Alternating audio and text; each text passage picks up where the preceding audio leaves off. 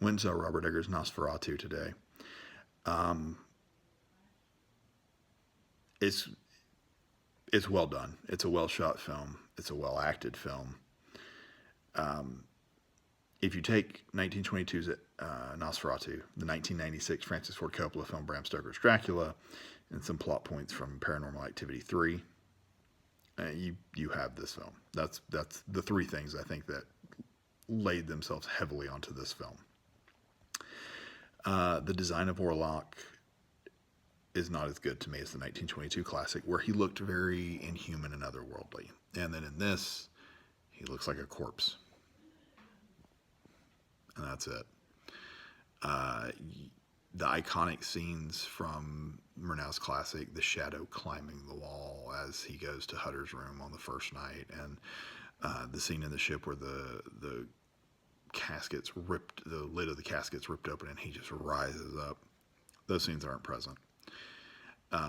And that's okay. I mean, they do some really cool stuff with the shadow that I liked. They bring Hutter's wife, Frau Hutter, far more into the forefront, which I thought was great. She's an underdeveloped character in the original, and in this one, I think she's a little overdeveloped. And by that, what I mean is they basically say Nosferatu was psychically bonded to her when she was a teenager, across the spans of time, and yada yada. She called to him, and then they're like, well, it's her magnetism, or she's born in the occult. She's more of the spirit world, something like that.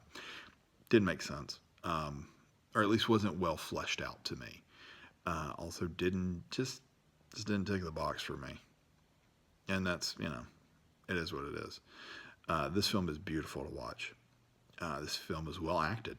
I can't complain about any of the performances. Can't complain about the cinematography in the least.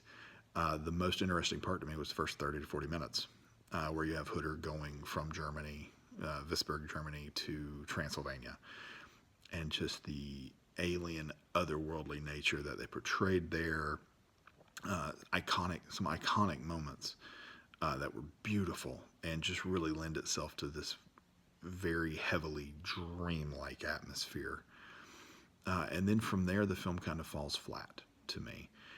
They have far less on the ship than the original one did. And that's okay.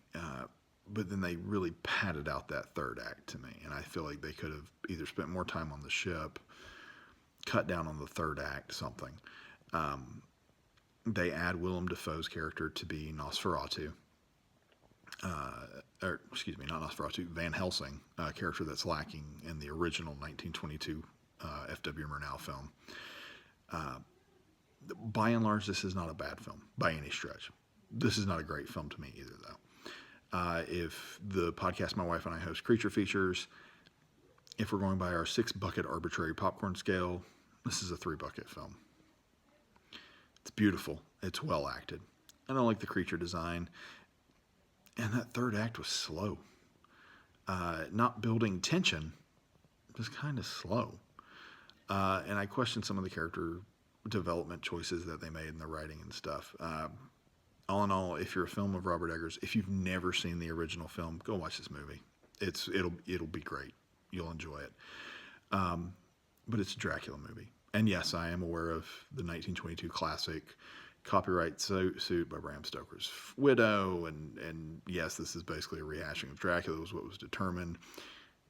But it seems like Robert Eggers just really leaned into the Dracula side of things very hard. And to me, you could have called this Robert Eggers' Dracula just as easily as you could call it Nosferatu. He borrowed names from Nosferatu, and that's kind of it. This could have very easily just been Dracula. A good film, not a great film, not a bad film, kind of middle of the road to me. So I'd be interested if you've seen it, what you think. Do you think it has the longevity of Murnau's, who 103 years later we still talk about? Will this have that same longevity? None of us will know because we'll all be dead and gone in 103 years most likely. So have you seen the film? What did you think of the film?